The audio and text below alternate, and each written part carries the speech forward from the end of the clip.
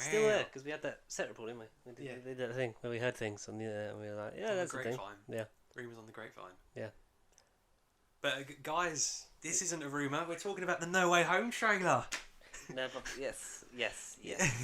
In case the you didn't biggest realise. trailer of the fucking year Yes. came out. It's got like 33 million views in like a day. Fuck, it's insane, man. It's the circumstances around it. We'll go into that. But yes, that happened. What if? Oh, hello, welcome to Nova Podcast episode 160. Is it 4 or 5? 4. I want to say 4. We'll guess 4. Or maybe 5. Yeah. Fantastic 5. Yeah. Confirmed. A slash. And yes, Connor. Yeah. Hi. Yeah. Hello. Yes, and George, we return from the multiversal plane because we've had a conversation with Benedict Cumberbatch in a coat and in a spells. Sanctum Sanctorum. Yes. So we got that. We had What If episode 3. I've seen 3, guys, so we can actually talk about that in spoilers. Hooray! Good. Because now I am cured. I'm no longer ill. So that's the thing. Yeah, that's why safe. we're back in the same room again. But yeah, so I've tested negative enough 2 times. So it was only a blip. It was the blip. It was Black Widow last week. We went back to phase 3 or phase 2 of our. I don't know. It's all the same fucking shit to me.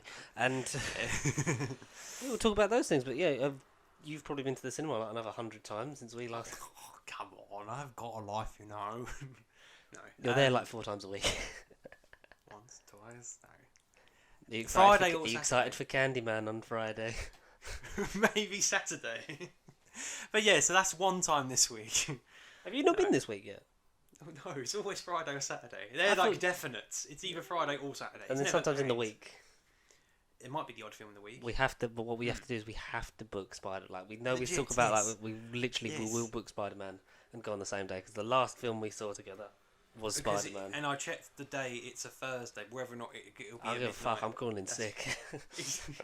I don't work there. I'm joking. I'm joking. I might not. You know, who knows what job I'll have by the time that comes up. Who knows what film will be out because. Yes, but it won't be it won't be a runner on Blue Peter because I didn't get that one either. So thanks. You know, we want to get people in, but you know, just keep rejecting me for some reason. Tell me why ain't nothing but a copyright. I don't know what the song's about in this context. I don't know. Yes, hey Ben, you bought any more small plastic people? Maybe. Did you do the Doctor Strange wink at the camera? Oh no, it was more Agnes. I saw Connor, don't buy those Marvel Legends. Too expensive. Alright, I won't. Yes. Certainly. In your universe, when you start doing the unboxing. In my universe, yes. Yeah. Okay. Like, can I be the Wong? And then like I leave through a portal, and then you're just like the Doctor Strange. Like, sure. So through the multiverse, we have this small plastic vision. Yeah. Whatever you do not buy figures. Just wait till Black Friday. Okay, where is so George? And I'll just wink at the camera. Wink, that's wink, an intro wink, sorted. Wink. Yeah. Twitch. Yeah, because the Scarlet Witch one's it's gone from Amazon. Like it's sold out. It's actually gone. Yeah. Oh. There is no price. So you got there. Oh, I did get well there. Done. I mean, out of the current goodness phase. me, bloody massive. Out of this phase. Welcome to Connor and George talk about toys for a bit. Because I mean, this is our new segment. I mean, screw Doctor Who, Game of Thrones. This is going to take up the majority of the runtime. Doctor quickly. Who? Who, exactly. What? When? How? Who are you? Where? Who am I? I only need Bucky and Falcon out of the Disney Plus wave. Jesus Christ, you've been busy. And yes, again because of these. So you've got 4. You've got 5 out of the 7. Yeah. Whoa. And yes, I may have started another wave. Oh, go on, hit me with it. Have you pre-ordered the What If one? No. This is going back. No, it's not What If. Just this is going back. Is it? So can I guess what movie it's from? Is it a Ragnarok one? Because you really wanted a Ragnarok one. No, it's not. What one? Spider-Verse. Ooh, they look really nice though. Because they're cartoon characters, they're literally just that but 3D. Miles, just in case you want to get Miles, go to emp.co.uk. Discount code pasty for 5% off. I've just made that up. Don't actually use it. This code's not working. You try and Google Miles Morales Marvel Legends and it's gone. eBay is really expensive, but EMP that would 26 oh well, EMP at the minute. Yeah, it's the only figure they've got on there, which is really dodgy. But have you got it yet? I haven't got it. I literally did it. I've ordered basically 4 out of the Spider-Verse wave within the last day. Jesus. And they've all got different delivery dates. I'm not getting Did you did you get literally purely the Spider-Verse ones and not the comic? I haven't got Frogman or Hand Ninja. Frogman's meant to be a really good sculpt. The mighty Hand Ninja yet. Because that's all for Stiltman, isn't it? Yeah, I've never heard of none of those characters. So you've got Miles, Peter B, Yeah, Spider-Gwen, and Prowler. which comes with Spider-Ham. Yeah, which is Which like is a great like- accessory piece. Yes. Oh, so I'm that's very- why I thought I've done very- Spider-Verse. I'm very in proud mind. of I've you. done it. I've done those 4. They're the key. No, there you go. Oh, that's better. Is that better? Um, Sometimes it doesn't click so for some reason. no, so that's cool, actually, in man. terms of the Spider-Verse wave, I've actually Yes. done the Spider-Verse people. So, because you're doing the thing of I'm gonna get the ones you Yes. want, and then if it's like, oh, you know, if Frogman and Hand Hand Ninja Ninja go out of down to stock. like Oh, go down to no. like a tenner, you're just gonna be like, well, now I have Stiltman. Exactly. Mighty Hand Because Ninja. Stiltman would be your first ever Build-A-Figure. I don't know who else is in that wave. Is it just them 4 and then 2 more? Yeah, those 4. So it's Miles, Peter B. Parker, Gwen Stacy, and Prowler. They're the 4 main They're ones. the good ones you wanted. Yeah, exactly. And then you get Frogman and Hand Ninja. I think they're the. Is it just they're that? So it's 6. just the They're 6? 6, Oh. yeah. And not each of them come with a bit. Of Stiltman. So even if I had 5 of them, you'd still need. I want the last bit. So are you like, are you tempted to just get Hand Ninja because they look like the Netflix I ones? mean, not tomorrow, but I don't know, at some point probably before payday, ideally next week. When if I've got if they're You in get paid stock, this Friday as well. I thought it was next week. I asked about it and I thought it was next week. Because we were in sync. We so I don't are know. roughly in sync. So Yeah, maybe well, if I'm it is on this Friday, week, well, if it is this week, then yeah, fucking yeah, straight. yeah. If Yeah, it is this week, then by next week I You're should gonna have have that Stiltman. wave. I'll have that wave. There's some good waves though, because the Nomad Steve is out because Yes. Chris, the Yes. guy we watched. Hello, Chris Johnson. Hopefully you're watching. Yeah, Very hi. good BBC presenter he was. Yes, and I just had a Quadruple B C percent. yes, that's the one. B. Great podcasts of Big Damn Cast and Out of the Broom Cupboard. Out of the Broom Cupboard has an episode of Rusty Davis, so there's your Doctor Who plug. Doctor Who Full plug. circle. Yeah, he Shit story. He put on his Insta story that the Nomad Steve had arrived, which he pre-ordered back when it first came out. Is this Infinity War the Infinity Saga, like the best of wave? Now that's what I call plastic bastards. Essentially, That's the what- best of the greatest hits. Yeah. It does look nice, but a lot of people have said like because the costume's clean, and obviously it's meant to be it's Nomad. scruffy and So people are like, I literally now have on my suggested things for like Instagram of like how to like personalize like Marvel Legends figures in my fucking Okay. explore bit and in like Yeah. the fucking thing of the YouTube. It's like these are some very clever people that come up with texturing a toy. and making it yeah, I look mean, like I never would have googled that in my time, but yeah, I mean, if one it- for sanding down the A on the- US Agent and then finding the right shade of black so then you can paint over I it. may or may not. I don't know why I didn't order this, but I may have found on Zavi you get the Best Buy John Walker one that blue Oh, the actual Captain the actual America, John F. Walker yes. in the box from in the. in the That's blue in the on thing, Zavi, yep. yeah, but it's still only $20.99, like That's normal. not bad. So It you ain't- actually found? Did you use a discount code on it? I actually didn't. I know. No, I haven't TARDIS. ordered it. I haven't ordered it. I haven't Mr. ordered TARDIS. it. Mr. TARDIS. He's Oh, got one thank you, because Mr. he's a TARDIS. savvy guy. Oh, He- okay. it's, I think it's you get 15% off clothes and then like 10% off everything else. So I Oh, think it's like Mr. TARDIS 10 or something. Discount code. We'll get one because we'll do the affiliate program and then we can, buy everything Yeah, and then. Connor will just use our discount code to buy Marvel Legends figures. Oh, 100%. 100 and multiverse. There's a 10%. £120 Oh. Children of Thanos one on Amazon. Yeah. That's- yeah. But do you know what's gone down? Which one? Magneto and Professor X. Has it already? Again? 37. Oh, 37. And what was it last time we talked about it? 42? Oh, okay. Next It's week, going. 32. It's going. Yes. I think for 30, because if you get it for 30, it's like you're getting 15 quid each figure. Exactly. Like, that's very good. Very worth it. And If it it- comes if it's with under actual f- accessories. If it's under 40, you get it like they're roughly about £20 each, aren't they? So it's Yeah, like exactly. for under 40, it's like that is in the realm now for me of do I have the right as I hold my 2 wires across my plastic Davros. Do I have the right?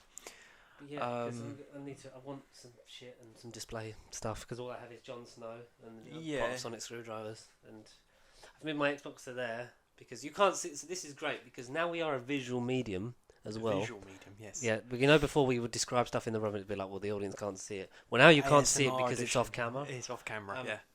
I mean, this is all we can afford. This is our set. You know. We just have one half wall, and so like obviously when the PC goes into the stream, so I'm going to have that there. So then I'm going to literally run it round the back straight into the monitor, so then I can stream my Xbox, and then I'll just put the controllers there because I was like, it's sort of symmetry. Yeah, exactly. Yeah. So streaming is on the way because once I get some money back, I'm going to just bite the bullet, get a good PC and a good camera, and we'll just go. Yeah. Go Gadget. Give me monies from partnerships. Yes. I love that episode of Inspector Gadget. Now, boy. What do we want to do? I feel like we should leave the trailer for last. Yeah, because it was the last thing that happened. Just to some, yes. Arguably. Oh, yeah, well, by the time this comes out, I mean, what if he's technically? There's nothing Marvel that comes out tomorrow. I mean, what if he's for us? It's like the latest. But knowing our luck, everything happens tomorrow. Exactly. Venom 2 will definitely get delayed till next year tomorrow. Why is it? Why? It's only fucking Sony that are delaying their movies. It's Morbius and Venom. They're the only two that are being pushed back. Have you seen the article that they can't afford to push back No Time to Die anymore? Because they've yes, lost that much money for marketing. Don't. Why would you not make a deal with like Now TV like Snyder Cut did? Exactly. And then recoup some of that money. Yes. But I know contractually wise, like we went over that whole thing with Scarlett Johansson, it's shitty, but if you negotiate that and say to Daniel Craig, look, we can't afford to spend 50 million on marketing every 4 months. Exactly. How about we recoup some of that money with a thing that with digital rent to buy now, and then we can get the physical release out earlier, and then have a theatrical run when it's safe. Exactly. And maybe do like a Daniel Craig like a thon, like have all 5 in one showing. So instead of a triple bill. Yeah, man. Yeah. I'd do that. Why the fuck not? Yeah. So I'd fall asleep in Quantum of Solace because I'd be like, I don't blame you. Yeah, that's definitely Inspector. the weakest. I'd just watch like Skyfall and Spectre are the same film to me. I don't remember them. I can't distinguish them. Do you know why they're the same film?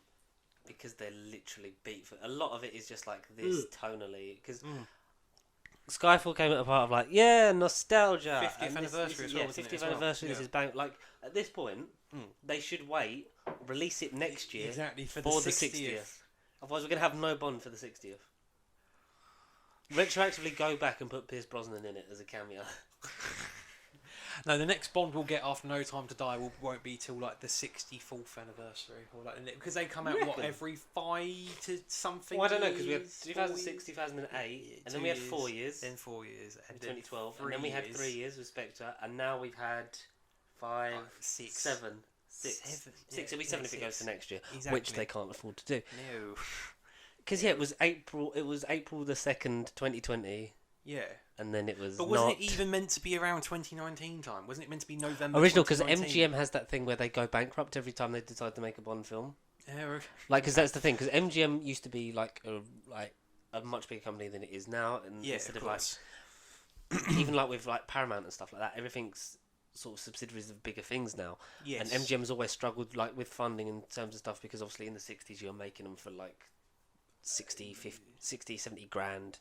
And paying Sean Connery less because money wasn't as there wasn't as much as a value. As a value, it hadn't gone through the fucking roof. Yeah, and they were doing that, and they were recouping a lot of money because everyone went to the cinema, and it was like that kind of things. And as it slowly, we entered the digital age. As time has evolved, and we are at that point, and obviously, like COVID didn't help, but like every single Bond film, like you had like the 4-year delay for like Skyfall only come out on the 50th is because of the delays. Otherwise, we probably wouldn't have had one then because it was like they'll take more time making it, and then like with the funding thing, the same happened with Spectre, then the same happened again with No Time to Die, and undoubtedly the same thing will probably happen with the next one after. Well, I don't know because now that Disney own part of it, they do, don't they? They do. Yeah, they own. They do. Do they own it outright? That thing because it's weird because it's like Universal distributes some of them, but MGM like the production thing on it, but no one really owns MGM anymore. And no, they don't. They bought out the rights from Fox, sort of big mess. Really confusing actually watching the beginning of Free Guy and seeing that intro again and thinking like, hey, Yeah, they don't exactly. exist. And yeah, because it wasn't that made just as they announced the merger, or at least very that was in days. pre-production Very as early the days. merger Yeah. was becoming finalised, which is why it's 20th Century Studios Yeah, and not 20th Century Fox. Fox. But it's got the same intro because it's like, this is a subsidiary thing. It's all a big complicated hoo-ha. Hopefully James Bond will fucking come out at some point. I'm less bothered by it as time goes by because I was excited for it, and now I'm just like, No time to die as time goes by. Yeah, it has had more and more time to die as time goes by. it's had more time off than people that have had to stay at home shielding for health reasons. Very much. Good joke. I like that. Thanks. Yeah, good job, computer. And yeah, Don't care at this point. I'm okay. Knives Out 2, please. The fact that Spectre was like, all of this is one universe that we've sort of half-heartedly made it into one. Exactly. Because like that was the joy of a James Bond film is if someone else pops up like either as the same character like played by a different actor or the same character played by the same actor, you're just like, oh, they're the thing from the thing. Yeah, exactly. They never have a profound impact. Like Jeffrey Wright being back is great, but it's like we've not seen Felix for a very long time. Very long time. What the fuck's he been doing? But if that he's was meant to be even James Bond's friend. In the original canon as well, he appeared only like 2 or 3 of them. Yeah, sporadically, wasn't it? Yeah, and only and a very few played by the same actor. It's the same with like all the recurring characters like M, Q, and Moneypenny and all that. And the fact that like Skyfall was just like, and it was a big nostalgia thing for the anniversary. It was like Spectre sort of did that again, but with, and this is all secretly a universe that's been connected. Like Le Chiffre is connected to Blofeld and all that, and then we're gonna get connected again because it's Daniel Craig's like to have his one sort of be a running through line. Yeah, it makes no sense for the rest of them. No, because then it's sort of like the fact that they're sort of like anthology thriller films is like. Except arguably for Casino Royale and Quantum of Solace, because Casino Royale was his first. No, I mean like beyond that. Like if you look through all of them, the timeline. Yeah, the fact is, it's meant to be like it's an anthologized, serialized version of a spy story. Of a spy story each time. That's the magic of having someone else playing, but making it a connected universe is like if you then kill him off. Yes, then surely you can't then carry on this version. You'd either have to reboot and go back to anthologizing it, or you have to sort of carry that on and then have the Lashana Lynch be 007, but obviously not James Bond, but then carry that on. Maybe I don't know. Exactly. Bond is a franchise that's never evolved with the times. It really fucking hasn't. It's been it hasn't. The fact that Spectre was the most boring film. I don't remember. Even Dave Bautista, I praise you every fucking week, but who were you in that movie? I mean, he was the Muscles, and he had a fight with Bond, and that was that's all I remember. What other? Because there was a couple of other spy films that come out in 2015. Because I remember Man from U.N.C.L.E., which I didn't see at the time. That was good. That was good. That was fun. That was great. But they were talking about the other ones that I forget at the time now because 2015 was a very long time ago. Even Rogue Nation was that year? Mission Impossible was that year? That was probably Mission Impossible, and it was like saying like the grandfather of them always back and brings nothing to the table was the article I remember. I think in Film Magazine, I think, and it's like it's never really sort of it's gone like, oh, you've always liked this kind of stuff, and it reverts to the sort of the nostalgia of the Bond franchise itself. Now it's sort of like eating its own tail in terms of the fact that it like, you know. We live off the fact that you come back like you got all your fancy gadgets like your Jason Bournes and stuff. It might have been Bourne. It might have been the actual Jason Bourne film. I thought, but I don't know when that came out. 2016. I don't know. A lot of I don't know. It's all the same shit. It really is. Yeah. Like it's that kind of stuff. Like you like how it's sort of evolved, but then we stay still because it's like eventually you'll come back and you'll be like, oh, this is different. But it's like going back to an origin story in the middle of the MCU. It's like we like these at the top. We're past it now. We're past the point where we need this kind of thing. We need. Not so much the characters to evolve because the character's always been like the way he's been, but it's just for the way you tell stories, like just even behind the scenes and like the way they make the movies, like make it like it's a 21st century film. Make it not just like half-assedly go, oh, this is a connected universe. This is the next chapter of this never-ending saga of James Bond's life. Yeah, I know. There's a lot of James Bond talk there. We do. There's a lot. So there you go. That's our preview of No Time to Die. We're really excited. I mean, it's supposedly the end of next month because with the UK getting it, I think, end of September, and everywhere else it's like October 7th. Really? So we are getting it the end of next month on paper. At the minute, are you gonna how rush to see it? Yeah, like are you gonna rush? Because I know like we have the excuse because of this.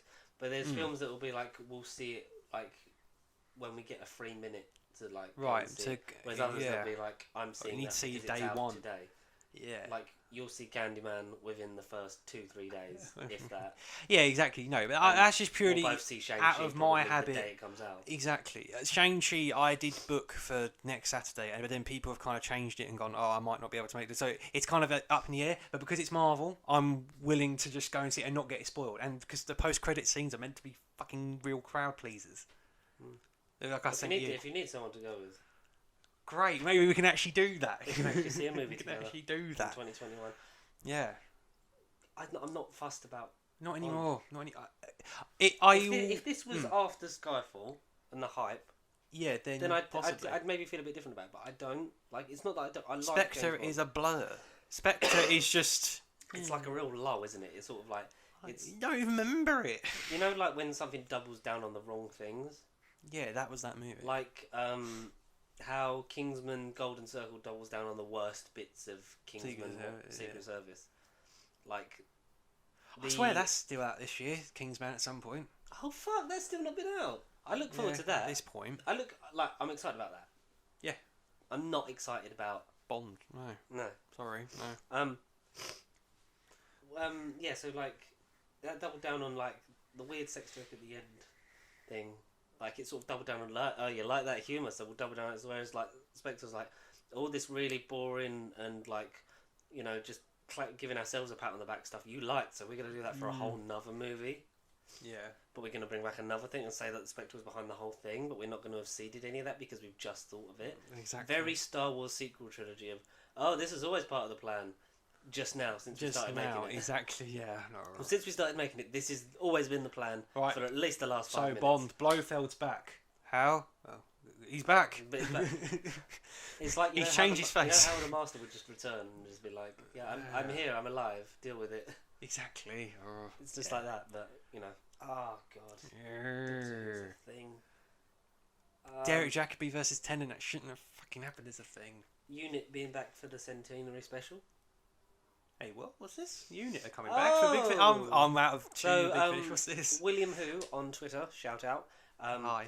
He did a tweet that was he does like one of those things like he gets sort of like is he a Big Finish sort of coverer guy? Twitter is the one I don't use by the way, so I'm out of the scene. Like like the news stories like Doctor Who production news and stuff like that. It'll be like that sort of updates and thing, and then it will come out. So apparently the thing at the moment is that in the BBC's 100th anniversary special that is part of the Jodie Whittaker trilogy finale. Yeah, trilogy. I think the last one's the centenary one.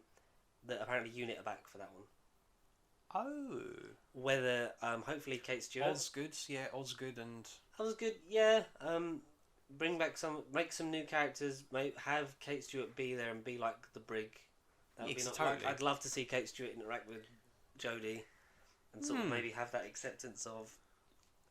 Maybe that's like. Maybe explain where they've been and why they're shut down and stuff. Maybe that's what the story will be. Apart from that line of like, Brexit happened, so now like no one really knows if they need Unit, which is like, oh, that's cool. That's like a real world thing, and this is a bit too real, and I come for escapism. Yeah, exactly. Yeah.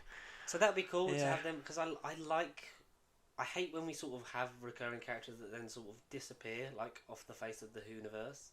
Yes. Like the Paternoster Gang, like they were they became such a vocal bit of the end of Matt Smith and beginning of Capaldi really, and then like after Deep Breath he never sees them again. No, you don't they're gone. Yeah, like not even mentioned.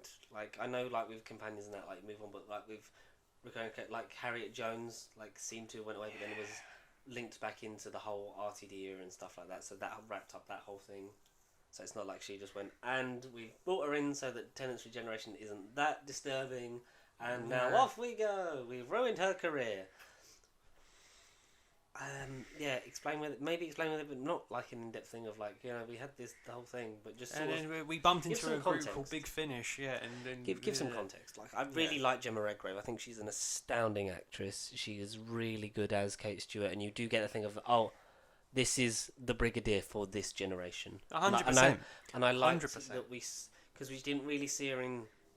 The Capaldi era, like we had her in the end, like when she come in at the end of Series 8, I was generally like, oh, this is great. So now, were they really involved in the Saigon invasion? Were they only Unit really was in it, but I don't story? I don't remember if she was in it. She probably was. But like you said, they weren't and on the like field Pyramid at the End involved. of the World and shit like that. Because Unit were like seeded throughout that in like series 10 and stuff. So it's like I assume she was there. It'd be nice to be like, because Jodie Whittaker, when she leaves, It's not if anymore. Like, she is leaving. do you know the episode count? You said this like 2 weeks ago. I can't remember. Because we had a thing. I think we had a tweet like within the last week or something that was like, so she will have been in one more episode than Rose when she leaves. Blimey. Okay. And like 5 less episodes than Clara, and like 4 less episodes than Amy. That's why it feels so short, because so she'll have 31, Rose will have 30, David Tennant has 47. Blimey, So it's like a whole nother series plus more on top, and I think Smith was 44. I think. Because they're roughly the same, just obviously because like Tennant specials, like he had more specials, so it was sort of like that. And obviously he was just consistent. It was Christmas special series, Christmas special series, Christmas special series, Christmas special, some specials, Christmas special. Whereas Smith was like, cut that series in half, but it was still 13, so it's good. And we cut 5 there, and then 1, and then another 7 and 8, and then a special, and then 2 specials. It's madness. Messy. Yeah. Madness. Yeah. Like that. And it was, I feel for Jodie, I really do. I wished we'd got more of a, Totally. but some very sort of disturbing news if you are a Doctor Who fan from here on out, because it comes from an interview from Chris Chibnall. I don't know whether it was in the latest issue of Doctor Who magazine, which I do want to pick up. Right. Okay. Everyone moaning that, Jodie's not on the cover for just after the announcement of leaving, and someone literally made a tweet of like, here's the covers of Doctor Who magazine, like literally the issue after the leaving announcement was made. The Christopher Eccleston one was about the Daleks. The David Tennant one just had that as a small bit at the top, and the rest of it was, I think, about like Sarah Jane Adventures for that year, and then the Smith one had it on the cover, like a speculation thing, and the Capaldi one was about remembering John Hurt. So it was like, it's just because she's not on it, it's not a fucking agenda. Exactly. But maybe you should have publicised and promoted this era a lot better than you did. 100%. So Doctor Who is like with most things in the BBC, because BBC is a broadcasting corporation, like in like terms of the government, so it is basically funded by your TV license and and the taxpayer itself. That's where the funding comes from. 99.9% of the things they produce, not just drama wise, but like apart from stuff like BBC News and like Match of the Day and stuff that is definitively like, this is them. TV, yeah. So like we're talking Doctor Who, Line of Duty, most of the quiz shows and stuff like that.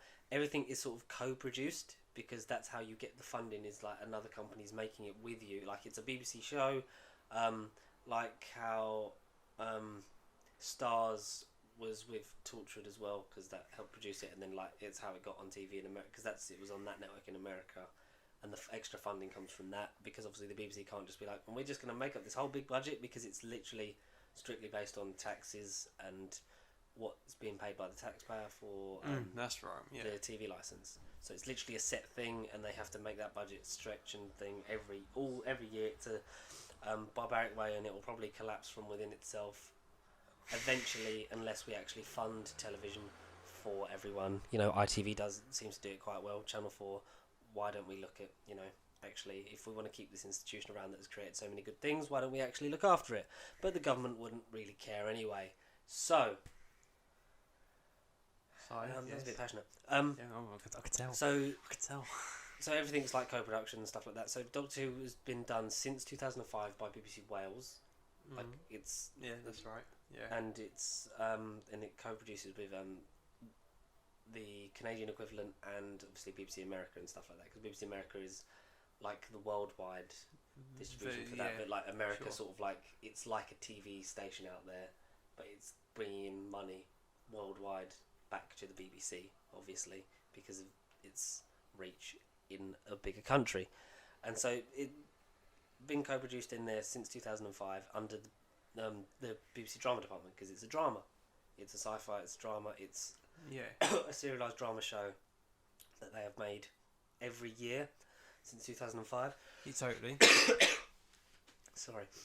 That's And it's moving houses, because when asked about that's right. when yeah, asked about whether or not he had a chance to a la previous people talk to or like appoint or approve of his successor, Chibnall said, that's way too high above my pay grade now.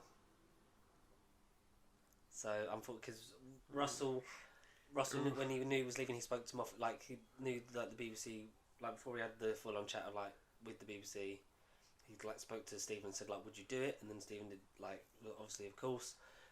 When Stephen Moffat finally found the time to leave, he had the same conversation with Chris Chibnall, but we're not going to get that kind of handoff with whoever succeeds Chris Chibnall, which does take a bit of personality away from it, because Doctor Who is moving to BBC Studios.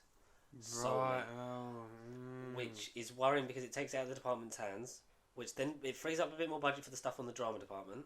Yeah, sure. What does it then take away from in terms of because BBC Studios is BBC Worldwide. So when BBC Worldwide is like the distribution and stuff and the arm of that, it became BBC Studios as a thing of like, this is an in-house studio, and then the worldwide stuff and distribution we get like that comes from everything we make here, not just the drama department that they then distribute. I see. Okay. So moving to there, rumoured to be with I forget her name, who wrote Happy Valley, and some of that, who is rumoured to be the next showrunner. Okay. Like because she works like most of the stuff she works with is like solely been with BBC Studios, so it might be a thing of work. Like I want to work with that team again. Sally Wainwright. Sally Wainwright, yes, that sounds familiar. Yeah, so like the rumoured next showrunner. Okay. Yeah. But I feel like I've seen her name linked up when I've read about stuff. So yeah. She does it. Yeah, she does make it good. Last Tango in Halifax, she did that was quite good. And Sally Wainwright. so it's rumoured to be her. So it's like, is it a thing of like working with that department? But also it's we don't get that personal thing of like the handing over like we get with the Doctor to the Doctor, and then we've had with the showrunner, because like Stephen Moffat said, like this is the only show where the production team takes over like 5 minutes before the end of the episode, where it's like your series is what follows this episode, so you can write the first lines for your Doctor, and like Of course, yeah. whatever like that happened with Stephen taking over from Russell at the end of Time, and it happened with Chibnall and his team taking over from Stephen in the end of Twice Upon a Time. So that it sets up their continuity nicely. Like if they want to say, they want to write their Doctor's first words, what happens? The TARDIS happening, like the explosion wasn't written by Moffat. That was all written by Chibnall. The same with Smith's crash landing to set up the events of Series 5, all that kind of stuff. So we're not going to get that kind of gelled handoff. Right. Yeah. So it might be more just a thing of, we might get a thing of more like as a like this is a joke, but like in terms of the only one I can sort of think of at the top of my head is like. We might get more of a Colin Baker regeneration in terms of like, change my idea, and then it's that, and then it's done. Like then you don't more get of an abrupt after. ending. Yeah. More of a this is them, because Tennant, obviously because it was under the same showrunner, he regenerated, but was like, there was like, oh, something's happening and this will lead into the next story, whereas it might literally just be a thing of this happens. I've and regenerated. Then oh look, new teeth. That's weird. And where was I? Barcelona, and just cut. It cuts and then picks up in Children in Need if you watch the extras, or into like the Christmas special. Like I don't think we're going to get that from Chibnall into the next showrunner, whoever that is. I see. Okay. Unfortunate. Also means that if they're doing that, the only things that are really made there now are Holby and Casualty and stuff like that. Obviously Holby's ending anyway. So that, the moving of Doctor Who, is BBC Wales something they're looking to cut the expenditure of, to make it either work less things out of there to save on the budget, or to be like, we don't need this, we could move this all into BBC Studios. That's what I mean. Are they just going to incorporate and then shut that down? Which I think if they ever did that to BBC, you would have an fucking uproar, not just from us, because the whole thing with it being like done by BBC Wales is like it was easy to do it that way. It was cheaper. It was like at the time, like in the early 2000s, that was the perfect way to do it. It put Cardiff on the map because obviously Russell was from Wales. Like he was born in Swansea. He'd grown up and like lived in that country for most of his life. Obviously splits his time between there and like Manchester now. But it was like doing that. There was Welsh people, like local Welsh people working on it. Like they were using the best of the amazing landscapes that that beautiful country has to offer, and put in like Boomtown. Like you could have set that in London, but he's like also like set it in Cardiff because like it's the like thing you expect. Like when with the whole Charles Dickens thing with Unquiet Dead, it's like we're not in Tuscany or wherever we are. We're in Cardiff. It's like because no one sort of thinks like when you think of a place to go, you didn't think of that. You put it on the map. The amount of revenue and tourism that's brought in from like Doctor Who location tours, the Doctor Who experience, which I had the absolute privilege of being able to go to twice.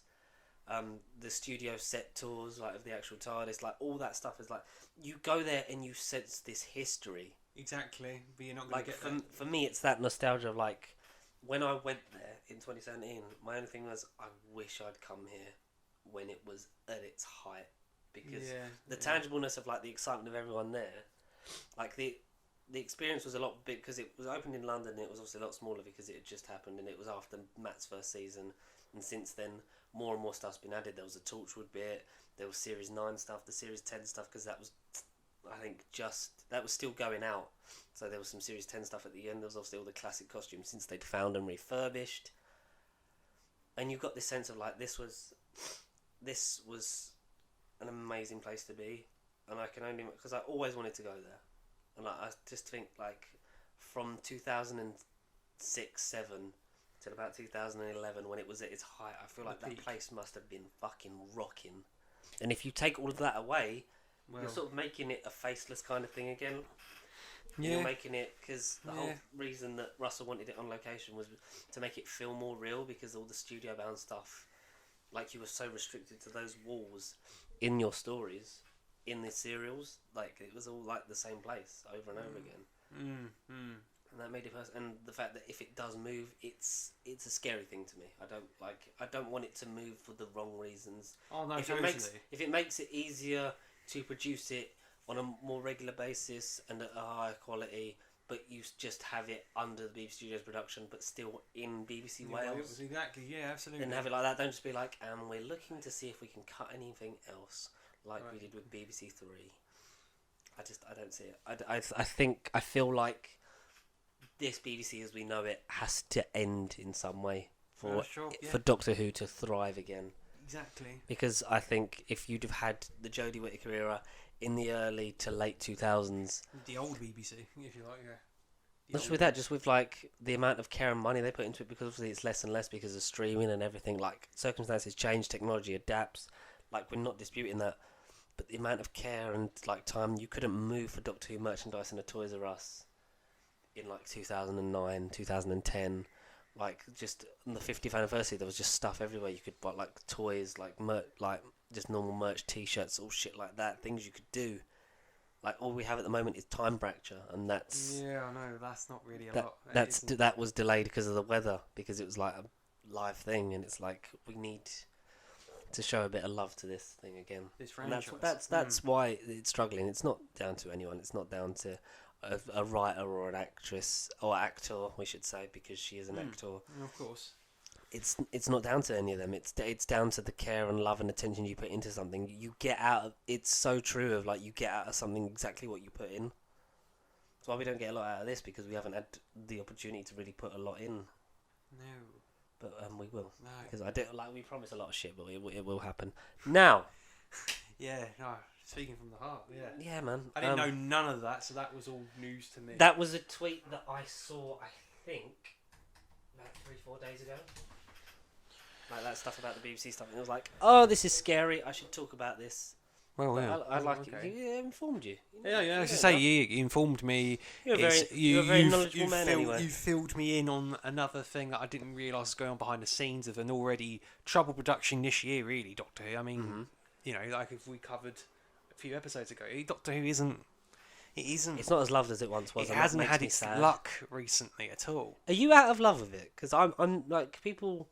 I get asked that, and I'm like, I don't dislike this show. I just feel like no one else really likes it. So it takes me out of it. Exactly. There's no environment. There's no like, oh, what did you think of this anymore? Like when you were back in the Russell days, it was just like, oh, did you watch last night's Doctor Who? Or oh no, You'd be on the playground, you'd be pretending to be Cybermen and shit like that. Exactly, you had an atmosphere. It was more of a discussion point. But whereas Doctor Who is like, oh, do you watch Doctor Who? He's like, ugh, I haven't watched it since Matt Smith. Or it's just it hasn't been like that. Died in 2017. It's like Exactly. You fucking didn't, you idiots. Yeah. Because like with Russell and all that team making it, it was like they put so much into it to making it good. Yeah, exactly. And they made it great because like they all cared about everything. Like they put so much into series 1. They were so far behind, like in terms of their schedule at the time of that one, and they did 4 really good years consistently. That's the most consistent era. Yeah, totally. I think of all of Who. I think in terms of if you're going to get a whole era, that is the most like. Not all of them are like fuck yeah, and not all of them are shit. Yeah. You literally have a consistent line of these are all sort of on, like the MCU, it's all sort of on one whole level. Like there isn't a bad thing about this era. No, totally. Yeah. Whereas with Moffat, he peaks higher, but he also falls massively further. And which like I like because he took more risks. Because obviously he had to that's what every sort of era is. Am I excited for the next showrunner? It depends who, because I feel like a lot to sort of liken it to people who sort of maybe wouldn't like or aren't as into this as we are. Like in terms, it's like sort of picking a new football manager. Like you either get that person who's gonna break the mold and do everything you ever want with it, or it's just gonna be a yes man or woman. It's gonna be like we want you to be like this and this and this, and they're just gonna be like cool, or they're just gonna get like Chibnall's job, like dream job, has been to make Doctor Who. Like let's be real. Like since he was on that Doctor Who Appreciation Society thing in like the 80s and like critiquing like we are doing now, like critiquing how poorly like it sort of looked and had got to, and the point, because it's because of his love for it. And people in suits higher up have made it his job difficult. Yeah, totally. Yeah. Just because they can, because it's like they're in charge. It's like, well, you're going to do it like to this schedule and the way we want to, and we're going to reduce your number of episodes here, and we're just going to give you this release date time frame there, and if you can't make it into that thing, then we just like reduce your episode count again. I feel like we could have had a really great Chibnall era if we were given at least a consistent number of episodes, like not cut down. Like if we'd have had a similar to the old style, like 12 or 13. Yeah, totally. Just so we could have had more Jodie, or just not cutting her episodes down and like losing her out on Christmas, like putting her on that stupid like dates through the year. Like she was announced in 2017, and like we've seen like 24, 25 episodes of her in. It's appalling. It's disgusting. Yeah, it's disgusting. Out of any Doctor. 22. 22. Yeah. Blimey, that is horrible. That's appalling. Absolutely. That is horrible. Yeah, 10, 20 and 2 specials. Oh, yeah, no. How many was there in season 10? What? Series 10 to 12. It was 12, okay. Yeah, so he had 12, like Baldy had 12, 12 and 12, and then 4 Christmas specials. Yeah. So he had like 40 episodes, I think. Ridiculous. Disgusting. Just like this week's episode of What If, which was really good. So we're sort of filth. It was absolute filth. This one feels like a quick one because it is literally the most like what ify one. Very. Like, to pardon the pun. So like it's not like Captain Carter's choice has changed the multiverse, because we know there's a separate universe in which there's a Tony Stark story, because obviously there's events that happen, because I texted you and said that a Lego set had sort of spoiled part of the I see what you meant now. Tony Stark and Sakaar, because I saw that. So it was that set where he built an Ironmonger type suit out of the thing with Valkyrie. So it was him, Valkyrie, and Grandmaster in a Lego set. So that's going to be that. Okay. So that's the future down for his Ragnarok one. Yeah. And also we know that he gets saved by Killmonger at some point. Yes. In the very because we saw in the trailer. It stops him from becoming Iron Man. This one, so we've had What If Captain Carter was the first Avenger, which essentially was a recreation of said film, Captain America: First Avenger, where we, like we said before, it was very good. Me and George watched it just before we pressed record, and it was basically a recreation of that film. Last week's episode was basically, not even Guardians of the Galaxy. It was just bit of Black Panther in it, and the But second in one as space, and it completely went off in its own tangent and completely embraced the concept of what if this well. Yeah, happened. what if the Child Lord was a Star Lord? Mm. And then we got what if Earth lost its mightiest heroes? As a reference to obviously the Avengers. So this is Fury's big week, but in animation form, which was really good. I like the fact that they say they're talking about all how. Is that the all one this shot Fury's Big Week? Was that one shot, or was that a? No, they was call it one of the? So the one shot is the consultant, and funny thing happened on the way to Thor's hammer. That's which right. is, Yeah. But Fury's Big Week is referencing the time frame in terms of in universe. Yeah. Incredible Hulk, Iron Man 2, and Thor all happen within the same week. Yeah. Which is why he's not in all of them. Yeah. Because he's obviously at one. And there's the live news footage, or literally just recently have news footage of Hulk in the background of Iron Man 2 as Tony's getting recruited, because it's 6 months after Iron Man 1, so it's all sort of like that happened, and then you get this and this happen. Yeah, that's right. And you get them talk about and these three heroes, blah blah blah, and we get Fury's Big Week. So that means we get a lot of returning faces and voice cast. Yeah, faces, voices. Samuel L. Jackson recreating his scene from Iron Man 2. So I'm gonna have to ask you to exit the door. Yeah. You put Earth's face and that Mightiest Avenger in there. Which I have to. So talking about voice actors, obviously not voiced by Scarlett. I think she was the weakest. Was she not? She sounded like it. I don't think it was Scarlett. I don't know. Do you want to Google it? Yes. I read going into the series that We've had so many different lists of people that are in it. I'm just going to I feel like she Scarlett. might not be. I don't know. Yes, it was a last minute thing because of what's happened with her recently. Yeah, so Samuel L. Jackson returns as Nick Fury. It's good. We get sort of the build up to before the moment in Iron Man 2, and the scene's playing out. You know, I don't want to join a super secret boy band, and she goes to give him the antidote to the poisoning in the palladium. No, it's not her. It's not. It's not her. Good spot. She sounded a bit like I didn't really, because I watched it at work on my break. Yeah. So I didn't have headphones in, so I didn't obviously get the full thing of.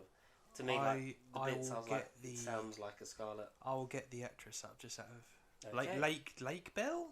Lake Bell. Lake Bell. I don't know who Could Lake be. Bell is. But yeah, Lake Bell. Okay. Sounded like the character, but I think out of the three we've had out of I think the other people now. I think the only reason Tony Stark sounded like Tony Stark is because he literally said like one line and then spoiler alert, died. Because they go to give him the antidote. That was hilarious. And then he dies. And then my favourite bit was the Thor bit. So we have Jeremy Renner back as we get great hair, and wow, Coulson wasn't lying about the hair. So the same events happen, but now obviously that he's not tied down with Iron Man. Fury's then at the compound with Thor's hammer, and when he's trying to lift the hammer, and then so Hawkeye's it's still a stormy night. Hawkeye's still drawing his bow, and saying, "No, I want to see this." The same lines that Coulson obviously says. Obviously now Fury takes command because he's there, and then as the lightning strikes, Hawkeye's the arrow flies out and hits Thor straight in the chest, and that really made me laugh. I was like, that's just the way he gets hit and then falls down. Then it's like even as a rotting corpse, he smells like lavender. Yeah, exactly.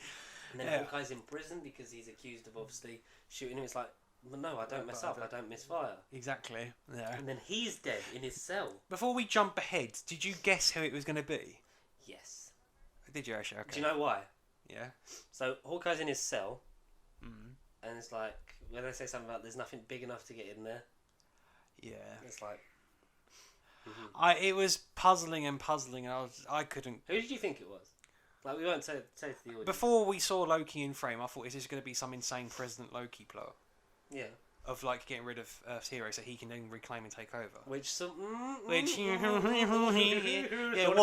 if that's the next episode? What if it's that season 2 of Loki? We had to get that in there. I don't know why we were William Hartnell for all of that. What if he regenerated into the Doctor? But he acted like the Doctor in this episode. He was kind of I don't know. He did seem like the malevolent, conquering, Phase 1 Loki, and then he was just like, you will bring my brother's murderer before I reduce this planet to fire and ash. Yeah, because obviously Thor's been murdered, so then all of the Asgardian tribe, him, Sif, because we get Jamie Yes. Alexander's in it for a bit. Yeah. It says like he'll use the frost giant weapon, like reduce the planet to ash and Sir, ice. I've got to ask, what is in your What's is in the box? Yeah, what's in? That's it. What is in the? Oh, touching. Oh, touching. And yeah, so it's like you got to find the person who murdered my brother and bring him to me. Before Before- Midgard's next sunrise, or I'll reduce this planet to fire and ash. Which 100% Tom Hiddleston's voice. Oh yeah, 100%, You can't 'cause he's confuse that with anyone. Yeah, God of Mischief. Yeah, hello. And like Hawkeye dies in his cell Yeah. because like there was nothing, nothing could get in, and it was like, I see where this is going, and it was like a nice what if. I originally thought like even Ghost from Ant-Man and the Wasp, or Ooh. like Black Widow. Except I know it's the face swap thing, but I'm trying to think they haven't had a gadget where they go invisible, do they? Or was I thinking a bit too far out? I was thinking I no one don't has know. gadgets where they go outright invisible, unless it's like I don't know, probably- Invisible Woman. It's probably happened somewhere. I don't know. John Krasinski's wife. But Ghost. I don't know. I Piss don't off, know. Ghost. Piss off, Ghost. Yeah. And so we get that.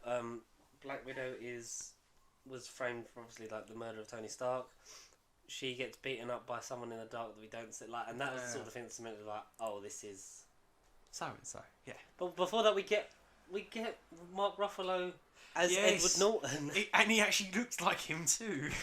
They didn't recreate Edward Norton. They actually did do just Mark Ruffalo. There wasn't Liv Tyler who played Betty. Which That was a definitely shame. wasn't, and it weren't her model either.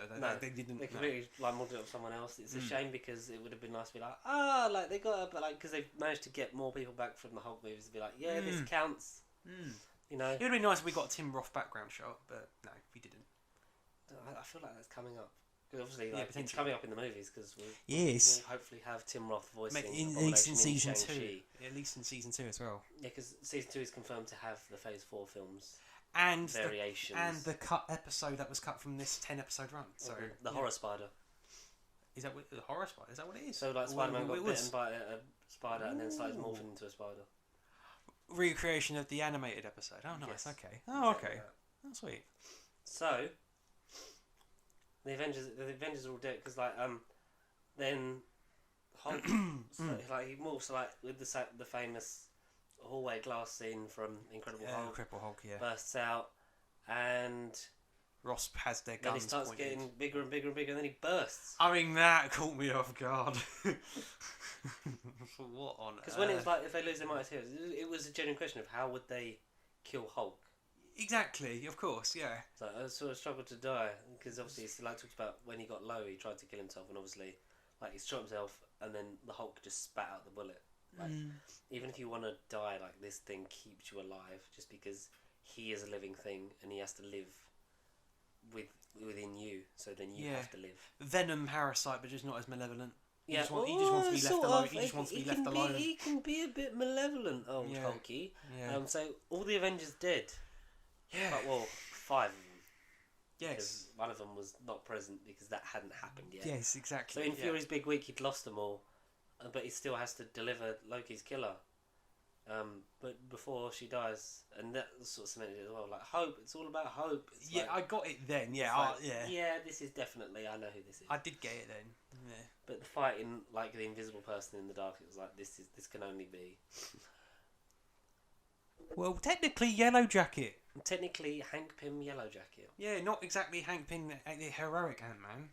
Yeah. So because hope, so what happened is because of,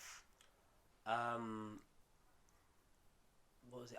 I think there's like a mitigating circumstance like that we just don't get. So when Yeah, so events she was killed unforeseen. in Yeah. killed in Odessa or something like that. She was shot, but she was shot by the Winter Soldier. So she was killed by the Winter Soldier Yes. because Yes. it's the same sentence that Natasha says in Winter Soldier.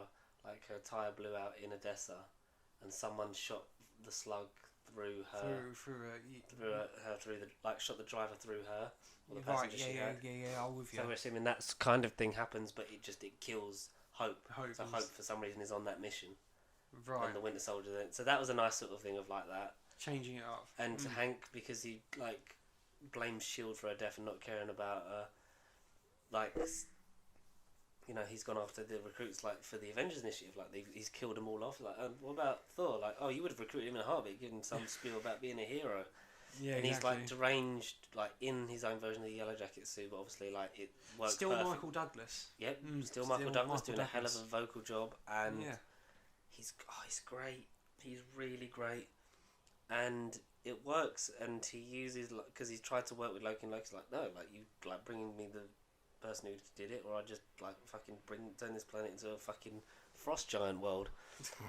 But we get like the nice little thing at the end because they've worked together because it, like Fury's everywhere somehow in this graveyard, like and quite spry. What happened there?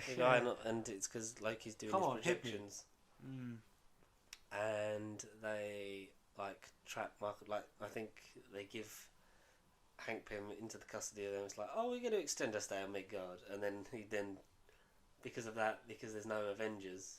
Well, but he also does that thing of like, I'm not the only Avenger left. Because obviously his signature's on the initiative, so he's like, no, like you're part of this as well. And but then he even has the beeper thing. Is that a beeper from the 1990s? Is that a beeper from the 90s? Which is a bit weird because it's like, Coulson, you were there. That's a bit too much of a cartoony thing. Reference within a reference meta, yeah. And that happens, and then he goes off. He carries off his like. I believe that like they always like find a way of hope, and like then Fury himself finds Cap's shield in the ice and says, "Welcome back, Captain." To only turn around and have Carol Danvers. Yeah, exactly. Being like, where's the fight? Where's the fight? Even though it finished. Not from Brie Larson's mouth, unfortunately. No. But then, exciting. As that wraps up though, Tom Hiddleston and like Nick Fury say goodbye, but it's sort of like, get off my planet, and he's sort of like, oh no, I might extend my stay to Midgard. And then the final scene we get is Loki. Because it's before that, and then that thing. Yeah, you say that, but Loki steps into like basically a courtroom. Photographs the UN summit kind of thing. Speech, UN exactly. Big Something speech, like blah blah blah, and he doesn't outright go, "I will rule the earth and I'm your president," but he basically he wants to stay and become the politician and the leader. He's basically taken over like law subjects. And it's a bit of a play on his speech from Avengers. So it sort of like ties up all those loose threads, and it doesn't seem as malevolent, but then by the end you're like, okay, it's still villainous Loki. So he's taken over because then that's what drives the Watchers thing of like, I believe there's always like a search for hope, and that's when, while that's happening, Nick Fury has then gone to recruit Captain America and Captain Marvel to his cause in his universe. Another new universe, another member of the Guardians of the Multiverse. Maybe Nick Fury's possibly gonna draw together some of these people because we've had all of this. So I don't know. I'm excited. I really enjoyed it. Some critics and reviewers had access to these first 3 episodes, but I still like, as much as it does feel like an anthology series more than an actual overall plot thread. Like you say, because we thought it was going to be this one changes the whole universe for all of them. So then these characters would be from the same universe, but as we've seen now, they're all from different ones. So how they come together in episode 9, it seems, because like I say, the Guardians of the Multiverse title suggests that they're all going to at least to meet certain versions of certain characters. Yeah, so that'll be fun. God, it was good. Yeah, it was good. It was fun. It was funny. This one, it was funny. I really did like it because it was an ultimate what if. It was like the turn left of this series, and it was good. I liked it. Very bleak. Like all of them died. Then what happens? But it literally is a question of like, if they weren't there, what the hell who would stop them? And obviously it's no one. And the Hulk exploding was a bit too comical. I was a bit like, that's. But when you see it, because obviously he throws one of the growing things that you establish in Ant-Man. And then like I think he threw it on his brain or like his heart or something. His heart. Yeah, I think his heart. Yeah, and that obviously then just grows and then explodes. That's like, oh, that is sinister as fuck. But it's in a kids format, so it's fine. Yeah, it's fine. Speaking of sinister in a kids format, and it's fine. Is it fine? I mean, people would say it's fine because at least we got a trailer. Is that where you're going or not? That is exactly what I was going. I wondered if you were going to do some magic. Trailer. Trailer. The most anticipated film of the year. Don't interrupt the spell. Don't interrupt the spell. If anyone wants to gift that up and send me that please do. Oh no! Don't No. interrupt the spell. Don't interrupt the spell. So, Spider-Man: No Way Home is the fourth movie of Phase 4. It's the It is, fourth isn't it? Marvel movie this year. It's The only one we've not had a trailer for, and it comes out in December. A trailer was leaked the day before this dropped. So it dropped yesterday. Today is the 25th of August. So it dropped early hours of the morning on the 24th for us, which is obviously the 23rd everywhere else. Exactly. Did you realise that WandaVision predicted the day this trailer would come No, out? I fucking did not. But I think if that is what they, if that was where they were going with that reference within a reference within a reference, which even again, once that series ended, we were all like, oh, because is it their anniversary? Is it? If that's what the original thing was, then fair fucking play. Because there's a heart on the calendar in episode 1 of WandaVision on the 23rd of August. Obviously, 23rd of August is when the trailer released everywhere, yeah, including, obviously, over here we got it like late that day, early into the 24th. So, finally got a trailer for Spider-Man No Way Home. December 17th release. Yes. It ain't So changing. did you watch the leaked trailer the day before? No, I didn't. which was No, the I 10th? didn't. No, I didn't. I didn't seek find it out, but it You know. came up on my For You. So it was someone recording on their phone a screen grab sideways. A lot of it looked pre-viz. Yeah, exactly. I heard it. No visual effects A weren't. lot of it looked pre-viz. Like even like all Doctor Strange and that, all those scenes as well looked a bit pre-viz and plasticky. So Right. whether it was just a thing of like, you know, like sometimes they'll have those animated ones to sort of like map out like where it's going and stuff. So that's interesting. That because then it was all real footage of like that's actually Benedict Cumberbatch. That's not CGI Benedict Cumberbatch. Exactly. Yeah. Of course. We were like, are we not going to get a trailer for this? It would be like fine, but also Because we've been promised that there weren't going to be a trailer. I think Feige said a good 3 or 4 days ago that there will be a trailer before the movie's released. So he didn't even imply that it was going to be out. yeah, now. exactly. So we got one mainly because their hand was forced. Because Yes. someone had leaked it, so it was like let's put out the real one. It then come out. It was mixed feelings. Feelings Yeah. happening in here. Things happening. We did watch it. I did show you the review that I thought was like top on it from Chris Johnson again. Like his thing, he did a reaction because the good and the bad. Like he came up with some good points. Like very like very we're excited for good some stuff points. for it. Yes. Very good points. We're not gonna like in depth be like it's shot for shot. Here's what happened in the trailer. We're just gonna No. talk about it, and then you'll know the point. So spoilers for the trailer, not the movie, but obviously it being a trailer from Sony, it's probably spoiled a lot of the movie anyway. So if you do want to avoid it for the next 3 months, Good luck. No, I think even if we didn't watch it, I there was too many posts coming up. I would have read what was in the trailer. Anyway. I don't want to watch any more. No. Sony, Marvel, Kevin Feige, Amy Pascal, leave it alone. Just that's it. No more. Have you seen that? No Have more. you seen that? So it's the latest meme doing the rounds, which is Willem Dafoe in Spider-Man 1. Yes. And it's just Kevin Feige when people keep like asking for the trailer or leaking the trailer on TikTok. There's the bit in the boardroom when he goes, "Do you know how much I sacrificed?" Oh yeah, I did see that. Yeah. So that's the thing doing the because it's like sometimes he must think, for fuck's sake, why do I work this hard just for people to try and stop the surprises? Exactly, it's true. So it's about a 2-minute 40-second trailer. It's it's a teaser. So and it's another one of those things that I hate, which is the pre-trailer trailer. Like That's what I mean. The first two, the title, and then the trailer starts. exactly. It's like, just do the fucking trailer. I did like the pre-teaser. I thought if that was just the pre-teaser, I'd been like, yeah, okay, and then I would have called it a day and happily turned off the video and been like, okay, cool, that was. Yeah, exactly. Yeah. But so we get a setup of the implications of what happened after Far From Home.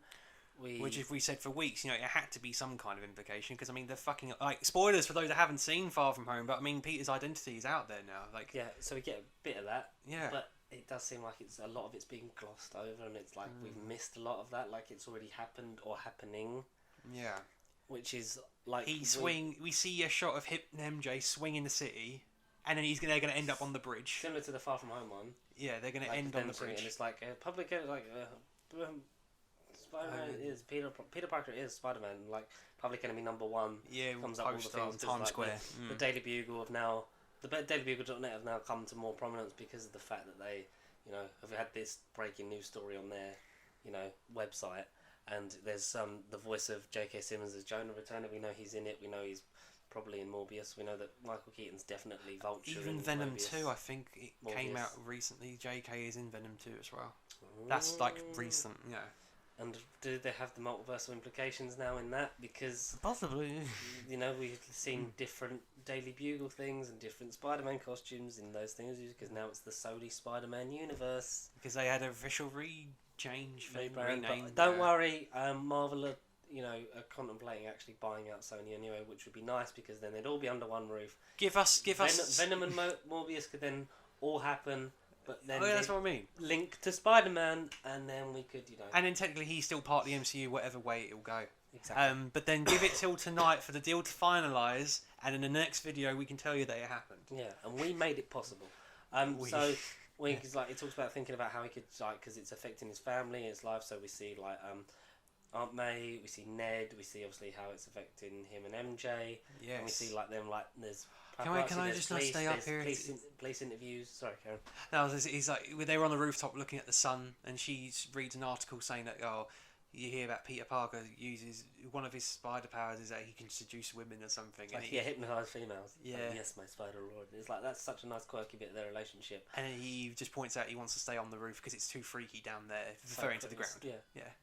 And then we see people and crowds, police all swarming them. Courtroom things, which is obviously the murder or whatever. But we see him in police interviews handcuffed, so we'll hopefully see a bit more of that. Exactly. Is Matt Murdock going to be involved? We know that Charlie Cox. If we're going to now do the thing of believe all the rumours, because the Willem Dafoe rumour, a lot of them were right. Well, some of them were right. Yeah. We'll get to. So, assuming that, we would then at this point have to believe that Charlie Cox is probably in it. So hopefully, in terms of the thing of Charlie Cox, Matt Murdock, back, or at least a stripped down sort of streamlined version of him. If you like the Daredevil show, go and watch that for more of him. Exactly. Also, this is how we're doing it, with a bit of that sort of taste into it. 100%. Yeah. Yeah.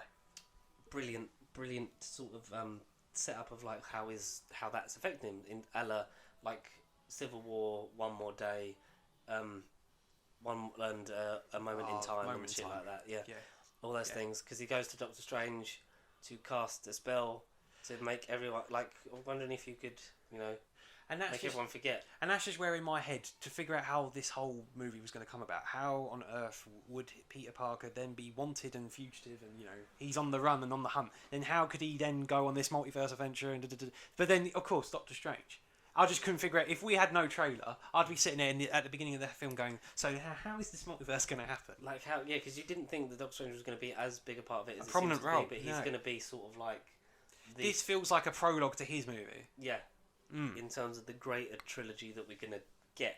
Exactly, with his character, yeah. Yeah, so it's good. The chemistry between Cumberbatch and Holland is great, because obviously we've had that established in Infinity War, and now we get some more of that, and then working together. Please, we saved half the universe together. I think you'd be calling me. So, okay, Stephen, it's a bit weird, but I'll allow it. A bit weird, but I'll allow it. And Wong leaving for Shang-Chi, is he? Yeah, I mean, I very much think so. Yeah. Don't cast that spell. It's too dangerous. I won't. And then obviously, the whole world's about to forget that Peter Parker is Spider-Man. Did you share the meme of everyone's gonna forget, and it's we'll just tell him again, dumbass. Oh yeah, yeah, exactly. When he's saying but MJ's gonna forget everything we've been through. What about my best friend Ned? And my Aunt May should know. It's stop talking. Don't interrupt the spell. Yeah, that's not really how the spell works. And obviously, him talking disrupts the spell, and the spell obviously breaks down because the multiverse is something we know very little of. Doctor Strange says very little. As Marvel are about to take the multiversal aspect of Crisis on Infinite Earths and just top it tenfold. Pretty because much. we get the visuals. We get the same sort of Doctor quantum Strange. tunnel. The quantum tunnel, whatever you want to call it, from everything Endgame. folding in on itself. Yeah. In a Spider-Man story, and everything clashing together. We don't really have much of the plot apart from that spell. Yeah. I feel like we were saying before off camera, the Loki finale has to have implications and things into this. That's what I say. And not just be Peter in a room with Doctor Strange talking is the reason why Phase 4 was going to implode on itself and cause the X-Men to appear in Fantastic Four. Yeah, and it can't. It's going to be various acts. Even something Loki. minuscule in Shang-Chi, like in the background, it would be like, oh, so that's going to contribute. Maybe. Like everything will. That's the thing. Everything going forward. It's all connected. And yeah, like that's the driving force. We don't really know much about from that. We get some great visuals of the train, like where it spirals off. Multiplies the train and like sends Peter. Which off. sort of represents a timeline. Be careful what you wish for, Parker. Yeah, which is all very ominous. Like, and we get like glimpses of stuff. We get yellow lightning. Is that definitely not Electro, or it is Electro? Well, all we know is Jamie Foxx isn't blue. He's not blue Electro. He's more classical, I think, but without being in the classic gear, green and yellow. If he still had that ultimate costume, but then didn't have a blue face. Exactly. Maybe. And then will it be a continuation of that character, or will it just be like a parallel sister universe? Alfred Molina is the we'll get to that. Yeah, exactly. That's so we get it's things to speculate. A potential Sandman. Is that lizard on a train? Sort of looks like him. Yeah. We get Oscorp Pumpkin Bomb with a Willem Dafoe laugh, which is definitely his voice. That's a new one as well. That's not a soundbite from an old Raimi movie. Okay. Raimi's obviously going to help work on this because Doctor Strange's next movie is Multiverse of Madness. So the character he's picking up and taking charge of is in it, and his characters from old movies are in it. So creatively with John Watts, it's a lot going on, and it's made me think like. I can't wait for Fantastic Four because it's going to be just a John Watts movie. Yes, and a John Watts movie with Tim Story and the one that did Fantastic, Josh Trank. They're all going to collaborate and make. I fucking hope not. No, exactly, they won't. No. Can you imagine if their thing was like, so we can bring back these versions of these old characters, like we could have like a cameo from Wolverine in like thingy. And hey, who wants back Miles Teller as Mr. Fantastic? And then the room just goes silent. Okay, moving on. Moving on. But do you know what would be a fun cameo? A Chris Evans Johnny Storm. Yes. Like just as a multiversal thing. Just like and Sam just like Cap. And it's like fuck Cap, and like it's just like this guy who's got the complete opposite attitude of Cap because he's like this fucking. And then that's his return to the MCU, exactly. See, there you go. There's your Chris Evans bit. Like the Hugh Jackman cameo could be if it happens in Multiverse of Madness. Just like there's your Wolverine thing. Exactly. And we're gonna make it an exhibition of all these what if cameos. Deadpool in the background in one scene. Like. Deadpool having a shit. It's like, if you got a universe where there's any more toilet paper, everyone bought it in 2020. Has anyone seen a blue shirt? Can I have a blue shirt? That was good. Yeah. So good. I love it. I love the aspect. The thing that we're simultaneously, I think, excited and nervous because it's a Sony trailer. Has it given away too much? One of the surprises in it. Well, a couple really, because we didn't have confirmation of Willem Dafoe's involvement until seeing that one and then the laugh, and it was like. I would have liked to have only. I still had a big thinking. Oh my god! They actually are bringing him back. I had her, but I was like, because I would have loved to have seen that in the theatre. We haven't seen Maguire or Garfield if they are indeed in it, but judging by previous rumours, they are in it. It makes sense. So we'll just play for the fact that they're in it until we see that they're not in it. Until otherwise, yeah. Till further proven otherwise. Until a trailer either proves us right or proves us wrong. Exactly. So hopefully they're not in the trailer, and if they are in this movie, we don't see that until we're at the movie. Showing, and it's like there's Tobey Maguire because when he says hello, Peter. So is definitely Tobey fucking Maguire. I told you about this theory that was going around on TikTok, but like he's wearing the same sort of colour, like the colours on the suit. Yeah. The whole suit from what he wears at the beginning of Spider-Man 2 when he's going to the opera and he misses it. Yeah, that's right. And then we get the big glory shot of partially de-aged Alfred Molina as Doc Ock, confirmed to be carried on from the original one. So when Alfred Molina was saying all that stuff and people were like, do we believe Alfred Molina spoiling the whole thing for leaking it out? Turns out it was true. He was saying the truth. And we get that big glory shot and he says, hello, Peter. And the whole thing is that Tobey Maguire, but Marvel have done that thing where they edit the trailers, like when they edited Hulk into the running through the forest group shot in Infinity War, or being in the street when Hela breaks the hammer, even though it's... Oh, to go along with what you're saying, so we see Spider-Man... That would be smart. Sorry, just to, like, I was just like, just to see Tom Holland, like, for it to be Hello Peter and Tom Holland, like, would he just assume that that's Peter, or would it be like, oh no, that's it, actually Toby, that's why? That's why he said it. Yeah. I was literally just going to sort of Go allude to this. Well, he's wearing multiple suits. He's got 3 suits in this movie. Two of them are in the Marvel Legends range for Spider-Man No Way Home. Not available for pre-order yet. But the the Infinity War, the Far From Home suit, the Iron Spider, is that just then like you to go along with CGI? And we see the black one as well. Is that really going to be Tobey Maguire doing the pose on the car? Or is that too much CG? Like when he says "Hello, Peter" and it cuts to Spider-Man like in the Infinity War doing the suit. thing. Yeah, or is that really Infinity War War with the new adapted bit because it's more Goldie stuff. Yeah, there is more So, Goldie. Yeah. If they edited so that it was Tom Holland, it would make sense to if they're saving us from a thing. It would like make less sense if it was like, oh, he just because Pete would be like, well, who the fuck are you? Tom Holland Peter would be like, who the hell are you? Yeah, exactly. Yeah, like, I don't know this version of Doc Ock. I read about Octavius. He died years ago. They could reference this timeline's Octavius in some newspaper and be like, oh, but he was my old. Great Doc scientist, Connors was bad his swimmer. Yeah, that would be a very.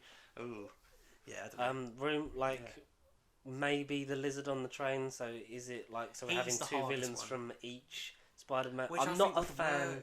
I'm not a yeah. fan of the multiversal Sinister Six because Yeah, the thing fine. about the Sinister Six is, like we were saying before, like they all have their personal like attachments to, like their Spider-Man. Yeah. to Spider, and the fact that they all have like a personal connection, like Doc Ock and Green Goblin and Sandman, like all had that connection with the Tobey Maguire one.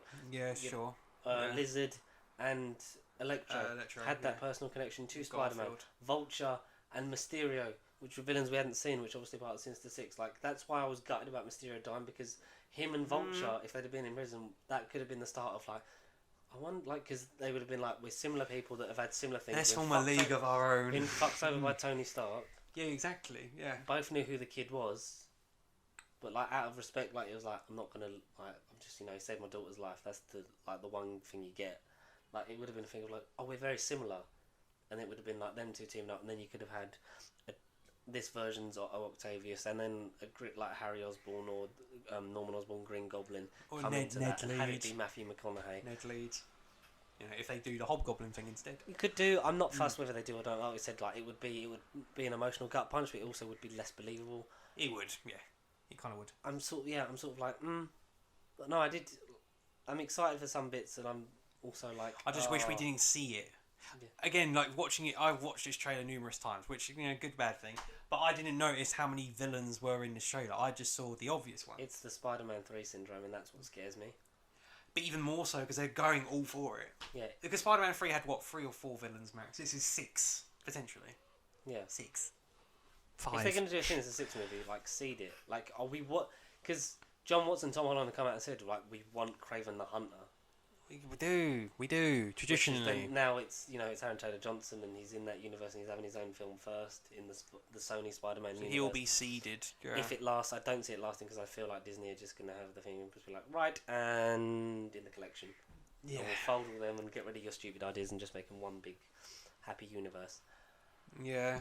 But because they wanted the Kraven on the run thing of like everyone knowing who he is, and then having a big game hunter hunting someone who's like, I've just found out the identity of like one of the biggest superheroes on the planet.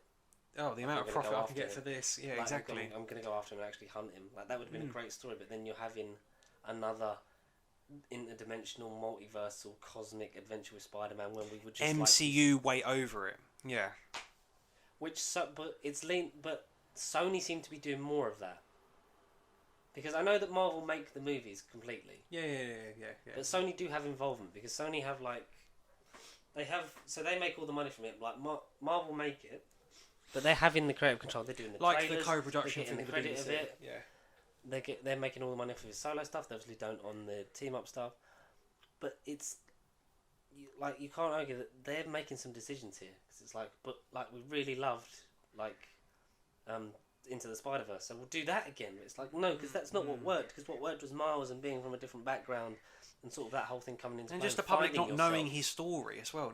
People don't know this story. Yeah, just that a fresh take on it, and it's like coming at it from that angle, and it's like I doubt this is all Kevin Feige's doing of like let's make because he would be the last person to be like let's make Spider-Man interdimensional. Exactly. Because he would be like what people do like is the friendly neighborhood Spider-Man aspect of it. So there has to be some in that. We've only seen that in the beginning of Homecoming, really, in this universe, and we don't know how New York feels about this version of Spider-Man because we never had the thing of in 2002, when he's on the bridge against Green Goblin, they're throwing stuff at it, and they put that in because of 9/11 and to make us, you mess with one of us, you mess with all of us. You don't get that spirit of New York in this world. Yeah, exactly. You don't. No. Spider-Man hasn't done anything to piss New York off. Also, hasn't done anything to really put New York at rest, to save it. Apart from the universe, but yeah.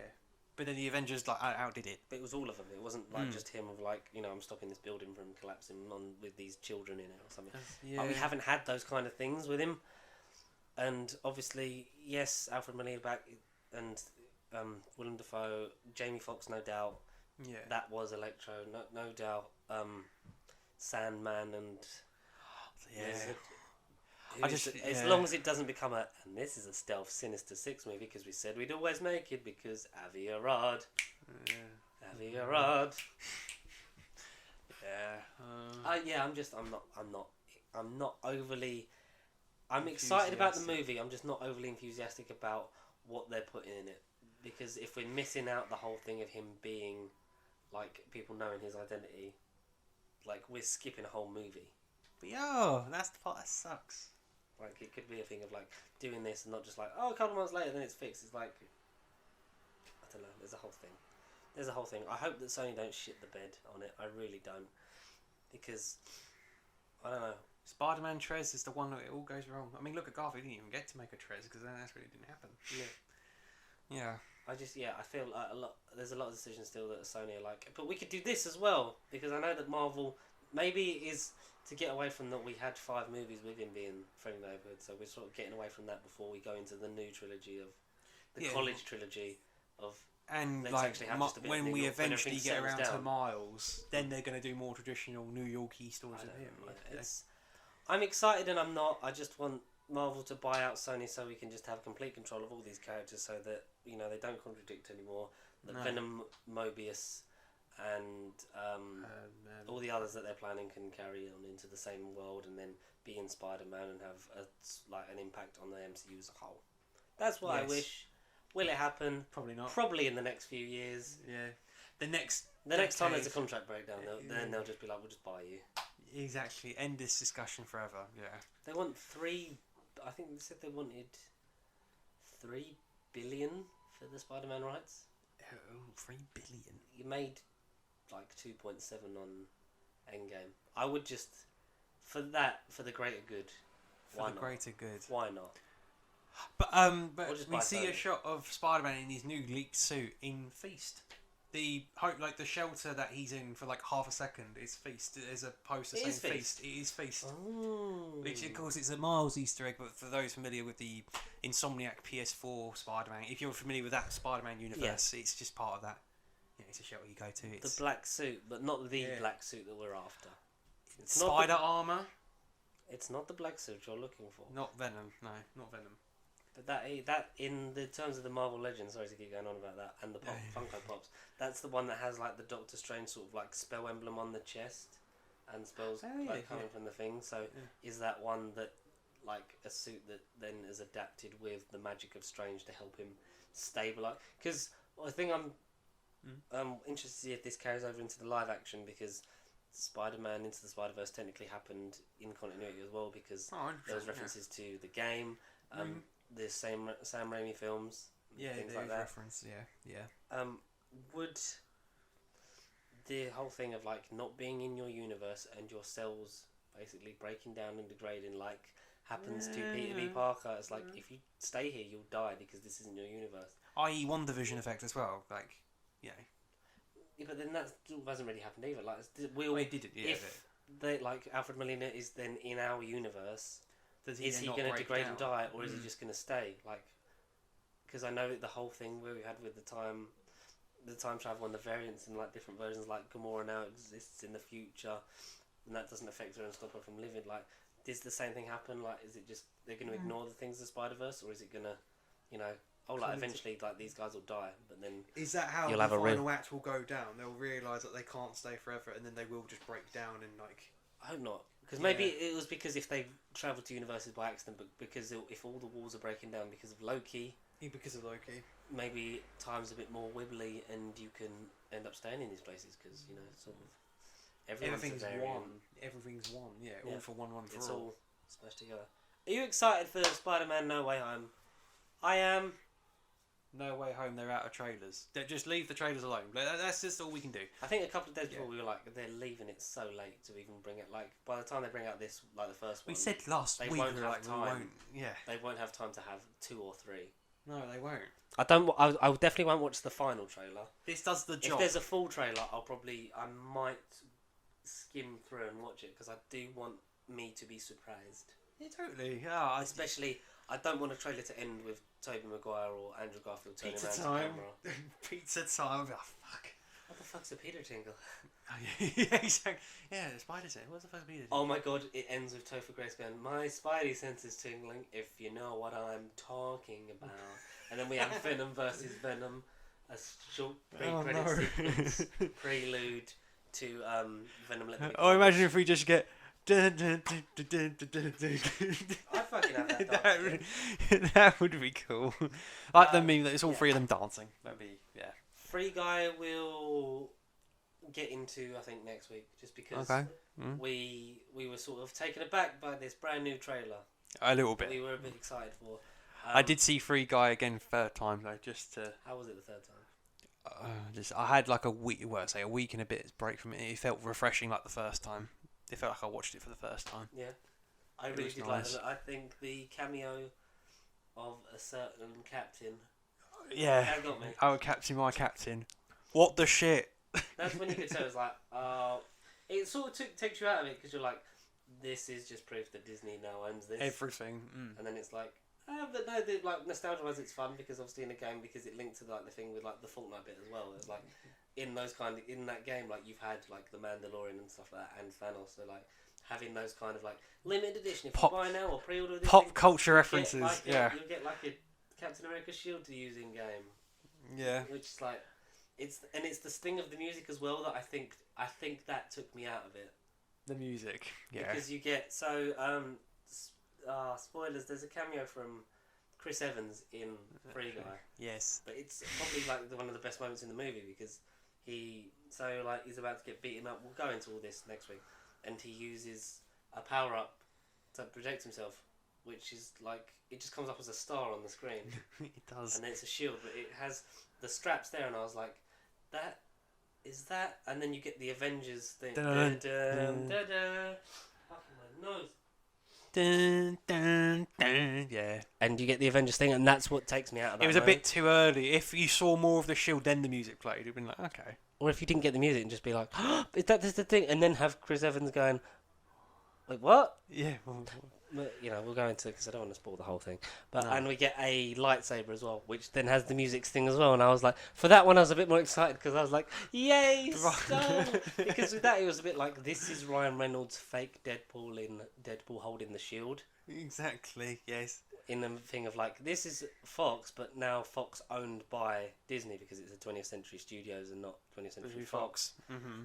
Yes. And the lightsaber thing was a bit less sort of like, it was a bit less gratuitous because it was like, oh, he's just got a lightsaber. Like, you never see the handle. You assume it's probably Luke's/Anakin's. Yeah, right, yeah. Because it's a blue one, but you never get the thing of like, oh, this is so and so. Like, you don't get Mark Hamill going, oh, the graphics in my day.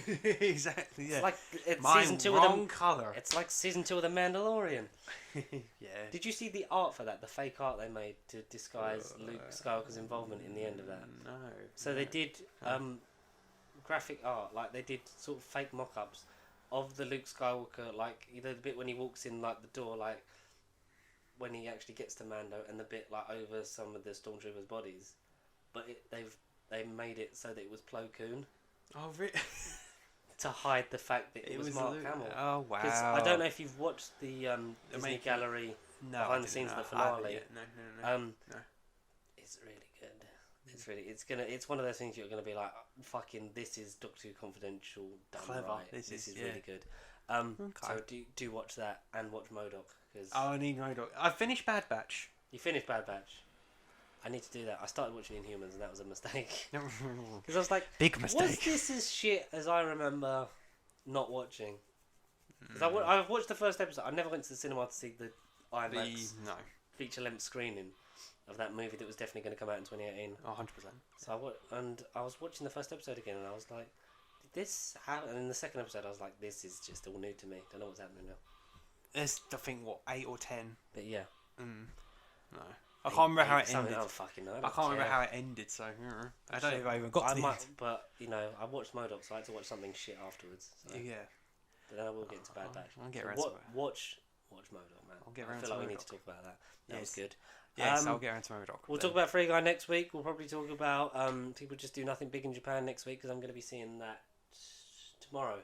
Tomorrow? Yes. I have seen bits and pieces of the series beforehand. Connor is watching it more in depth. Has Yeah, assured me that it doesn't affect the continuity of the film. Not really. Yeah. I mean, some of the jokes are still jokes I'm hearing 9 episodes in. It's like, okay. Mm-hmm.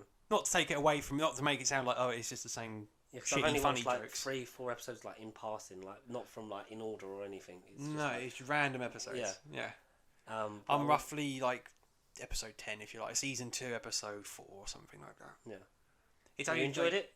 Very much so. In your top 10? I think in terms of the experience and the probably crowd the most- participation, it could be, you know? This is probably like, Could be. ironically, like 2020, we had nothing and we had to sort of make up our lists. Yeah. There wasn't a lot of bad because we didn't see And any. then was 2019 the first year we did that? Yeah, probably. Yeah, the first full 2018, year. yeah, because 2018 we were sort of like, oh, just things happen, Christmas, and then we just carried on. This is ironically we've seen quite a bit because like Jungle Cruise is a lot higher than I thought I'd ever put it on the list. Like, I didn't think I'd see it, but the fact of it's like the cinemas open. I kind of want to say though so far, and I don't want to jinx it. I've not really seen a bad movie. Sure, there's some that are weak. What's your weakest? Have you got any on the bottom? Like, I can quickly run through, not in any order. Why? Old Stillwater. They come to mind. Fuck, there was one. They're on the 5 bad ones. Yeah, or at least worst, Yeah. weakest. 2021 worst. So New Legacy is critically shit, but I still had a blast with it, so I can't put it in like the bad tier. I could put it as like the in between point of good and bad. Like New Legacy. Was, I heard so for much me, shit about funny. that. I was like, it was funny. if it comes on somewhere, I'll try and watch it. But I'm like, I can actually. Where's my phone? Suicide for me is like Suicide Squad, Free Guy, Jungle Cruise is on there, but maybe not in the top 5. High. Yeah. But like definitely within the top 10. I just want to go through. Okay, Peter Rabbit 2 was a pointless sequel. It shouldn't have. Have you written down all the ones you've seen? I've wrote down a list of everything. You are an I've amazing human being. Have I seen any of these? No. I didn't see Spiral. Godzilla vs Kong happen. That was. I still didn't fucking see A Quiet Place. Nobody was really good.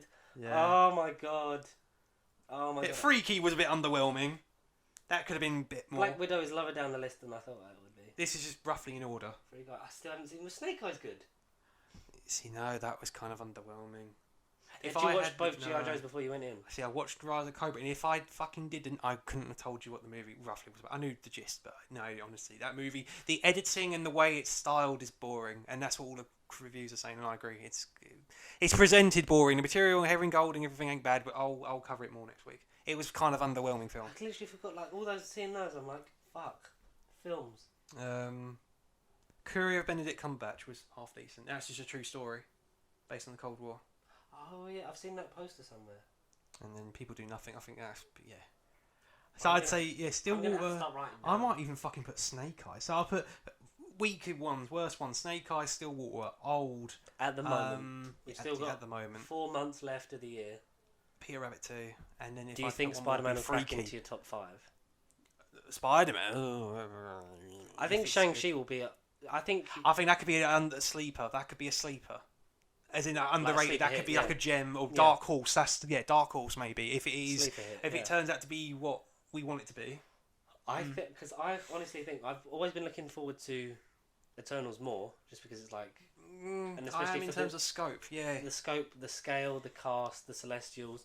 But obviously, the fact that like this is going to be a really big movie for like, it's going to do the same sort of things that Black Panther did, but it's going to do it for like the Asian community.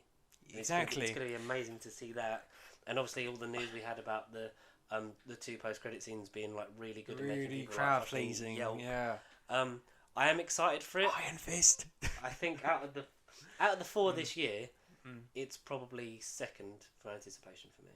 Yeah. Eternals first, second. Black Widow was a bit passable. Yeah, I weren't like, oh my god. Shit, it was just like, this is too late. This should that's what I mean. That's what I mean. Yeah. And Spider-Man's like, yeah, but don't ruin it. Yeah, I'm so scared to be excited about No Way Home. So Black Widow is fourth. I guess Spider-Man is third, but it could be second or third for me. It's interchangeable. But after the trailer, I'm kind of like you. I don't want to be in love with it to be disappointed even more. I don't want it to be Rise of Skywalker. I'd rather go in like and then come out like that was really actually good. Better than I thought. Yeah. Because I don't think it'll be bad. I think it will be by default. People will make it the best of the Home trilogy because of like, but you've got all these villains return. It's like, yeah, but that doesn't. But this happens. I prefer Homecoming still to Far From Home. I believe so. Yeah. Because that's more of a Spider-Man movie. Exactly. It's in the name. He, like Tom Holland and everything, and Mysterio and Jake Gyllenhaal, and that is great. Like all that stuff's good, but it's like this is all serving a bigger story, and it's like, yeah, I just wish it was a bit more of just neighborhood. Just narrow it in on the spot. And I hope the next Spider-Man film after this is like, let's just let Tom Holland be Spider. Let him be the star because he's had to share it with Jake Gyllenhaal, like Robert Downey Jr. in the first one. Yeah, he's obviously had the team ups recently. Now it's Cumberbatch and Alfred Molina and Willem Dafoe and Jamie Foxx and probably Tobey Maguire and probably Andrew Garfield. Yeah, there's a lot of star power in that. Yeah, that's the thing. So I don't want to get my hopes up for that, but it's been a good year for cinema. And I'd roughly say second for me, Eternals, and then Shang-Chi, just because the trailer I think got me the most. I mean, I liked this last trailer for Eternals the most. Yeah, I did really like this last trailer, but I still think Shang-Chi could be the sleeper dark horse hit or whatever. I think it's going to be a sleeper hit. I think people are going to. It won't be like the because Captain Marvel. Oh, sorry. No. Thank you. Captain Marvel isn't bad.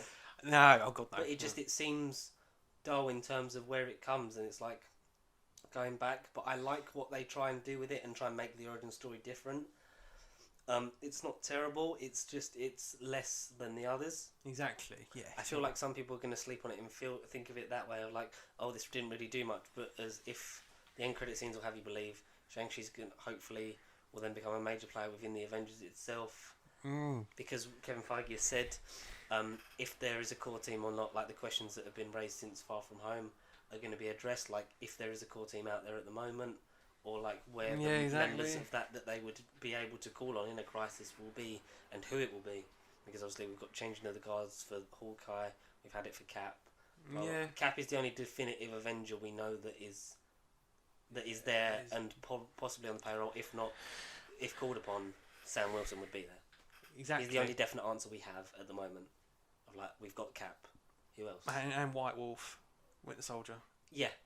But more of a support, less as a leader. I'm with you. Yeah. What are you looking for? What are you looking forward to? From Spider-Man: No Way Home for the rest of the cinema this year. What have you seen this year in the cinema so far?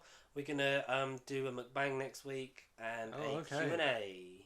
Oh, he said it, so it's gonna happen. It'll be a separate video. It won't be like we'll be more chilled. We'll we'll chill, have some food, and like maybe like play some PlayStation or something. Like maybe play some like Spider-Man or something in the background. That's fine, yeah. Obviously, we can't stream it because we don't have live facilities, but we'll like record it and we'll have a Q&A from you. So make sure you get your questions in for that, and get your questions in for this podcast at nerdbiblecontact@gmail.com/No Way Home trailer. No more, please. No more. At Pacey Sheep across Facebook, Twitter, and Instagram if you want to get in contact with us throughout the week. Thank you very much for watching. Please don't forget to like, comment, and subscribe, and let everyone behold upon unto us the multiverse that is podcasting, because we are one of many drowning in the white noise of this. But thank you as always for being patient. And pasty. Yeah. Yes, and look out for Connor's Marvel Mondays coming hopefully either next week or the week after. Because, whenever the tripod arrives, he will do it. I need a little break from buying figures. I've bought too much. Unless he gets paid Friday, and then he's going to complete the wave. Yeah, I'll complete the 2 waves, and then that'll be me done. Until October when 4 comes out, Endgame 4. And is that October's the What If stuff, isn't What it? If wave? I feel like I think it's soon. because that's anyway. after the show, so it should be. Near its end. Yeah, near the end. Yeah. Thank you guys for watching, and as always, we'll see you next week. Don't have a good day. Have a great day.